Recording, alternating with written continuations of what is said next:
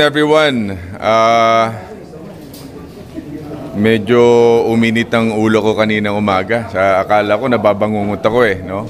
At ang gumising sa akin, ginising ako ng aking staff at sinabi nga na ako daw ay nahuli sa EDSA, doon sa bus terminal. Sabi ko, nandito ako sa Cavite. Paano mangyayari yun? Kaya medyo nakakasama ng loob, Dahil yung mga ganitong klase mga paratang, katulad ko, may mga pinagdaanan tayong, kumbaga may phobia tayo dito na masakit na pinagdaanan. Tapos eto na naman, yung mga maling paratang, parang medyo nagpanting yung tenga ko. Kaya aminin ko sa inyo, medyo napikon talaga ako. And I want them to explain kung sino ba talaga ang Bong Revilla yung nakita nila. Baka naman kaluluwa ko yung nakita nila doon at unang-una, hindi ko kotse yun. Hindi ako gumagamit ng plaka na 8 na may CA pa. At 17th Congress daw, Wala sa pamilya namin ang asawa ko, nakaupo siya ngayon sa CA pero hindi yung 17th Congress. Kaya napakabigat na itong nangyaring ito. Kaya sabi ko nga, pwede ipatawag dito sa Senado at ipaliwanag sa akin. In fact, sabi ko pa nga kanina, kung ipare-recall natin yung budget ng MMDA. I just want to make this clear. Medyo mainit lang ang ulo ko kanina. Tingnan natin, dahil hindi naman kasalanan siguro ng isang tao o ng iilan, madadama yung buong departamento. I heard, pupunta raw dito si Colonel Nebria at pati si Chairman ng MMDA. So, harapin ko sila, kausapin ko, and then let's see.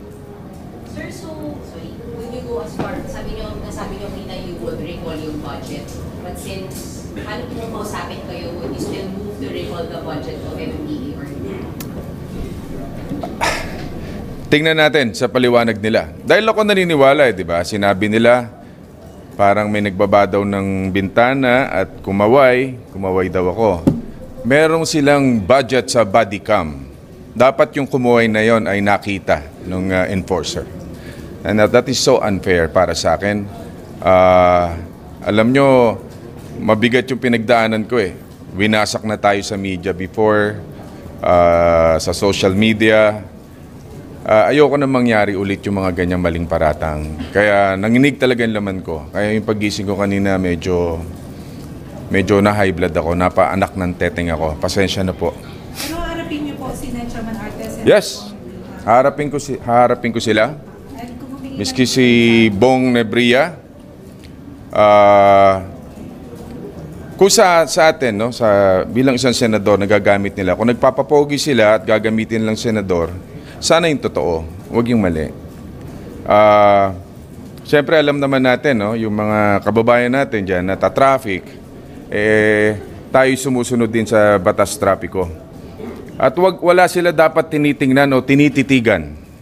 Kung kinakailangan, kung talaga nagkasala yung senador o kahit sino pa siya na talaga namang tikita nila.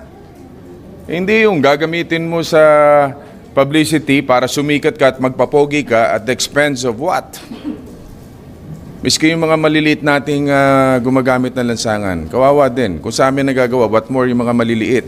Sir, yung sinabi daw kasi nung nagpanggap po na senador, may budget deliberations daw kaya nagmamadali. Sir, you think kung gano'n yung reason, dapat tikitan ka rin muna yung reason? Exactly. Dapat tikita nila kahit na sino pa yon, senador o congressman, Unang-una, magkakasama tayo dito kagabi. Umabot na tayo ng what time? 1:30 na yata or almost 2 o'clock in the morning.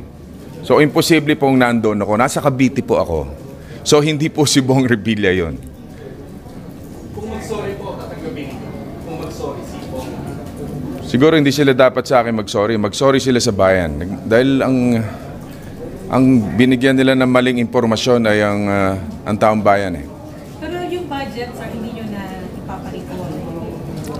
Sabi ko nga, hindi kasalanan ng lahat yung kasalanan ng isa, ng iilan. Pero dapat, tingnan ko muna kung ano yung sasabihin nila mamaya. So, let's just wait and see.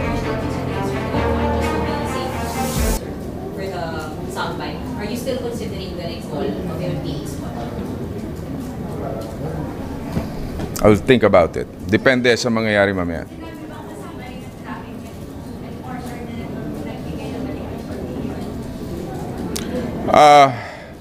Hindi pa kami nagkakausap eh. So, kaya nga sa pagpunta nila ngayong hapon dito, let's see kung ano yung sasabihin nila. Basta sa akin lang, sana yung sasabihin totoo. Huwag yung gagawa ng mga invento. Sir, have you seen yung video na si Yun nga. Lebriha, tinitignan niya pa yung papeles nung pin-lockdown nila sa sasakyan? Diba sana siya, kung nandun kayo sa loob ng sasakyan, siya rin mismo yung nakapagsabi kung kayo talaga yung nandun sa loob. Kasi pin-lockdown niya, tinignan niya yung mga papeles ng sasakyan. O yun nga eh. Kaya yun yung mga ganyan dapat ipaliwanag nila eh. Kung nandoon siya mismo, dapat in-approach niya, di ba?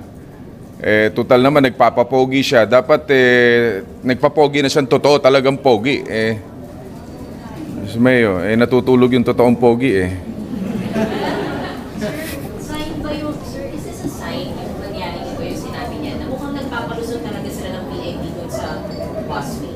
Na pag sinabi Congressman or Senator, sir, mukhang pinapalusot talaga.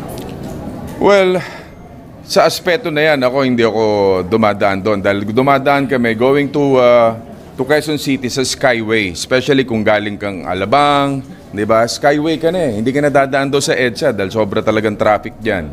Even galing ka dito sa Kongreso, punta ka ng QC, Skyway ka na eh. So, imposibleng gamitin namin yung busway na yan. So, talagang kaya nakakapanting ng tenga. Pero sir, sa busway kasi ang issue is kung sino ang pwede at hindi pwedeng dumaan. Like, pwede yung mga pag-emergency, of course yung buses. Pero sir, gusto nilang i-expand na pati sa mga senators, congressmen. Sa tingin niyo dapat may privilege kayo talaga na gumamit ng busway. Unfair yun para sa mga maliliit na kababayan natin na dumadaan dyan sa ordinary lane tapos sa bus lane na bibigyan natin ng special treatment yung ating mga mambabatas o mga kasamaan natin. Kaya ang sa akin lang, kung talaga nagkasala kung sino man yan, kahit sino pa siya, tikitan nila. At huwag nilang gamitin sa publicity, pagpapapogi o para sumikat sila. Sir, just mag-apologize po. Mag-apologize. Sasabihin niya, ako na nagkamali and all. Okay na po yun sa akin. At yung lesson na dapat hindi basta-basta naglalabas ng information yung mga public official na hindi verified. Alam nyo po, kung meron may isang tao dito na mamapagpatawad, siguro ako na yun eh. No, katulad ko, nagdusa ako, 4 na taon, 6 na buwan sa kulungan, pero pinatawad ko na yung mga taong nagkasala sa akin eh. Yan pa kaya, napakasimple. Pero dapat magpaliwanag siya dahil ayaw ko na yung mga maliliit na tao ay mapirwisyo din ng mga maling paratang. Yun lang. Thank you very much po. Maraming salamat. Pero sir, privately niyo siya sila haharapin? Private muna o gusto niyo nakaharap Nandun kami? kami. Nandun kami. Para marinig namin yung pagsusorry. Gusto nyo marinig? Yes, sir. Sige, dito, sa harap ninyo. Alright. Baka akala may tinatago pa eh, di ba? Yes, dito. Thank you, sir. Thank you.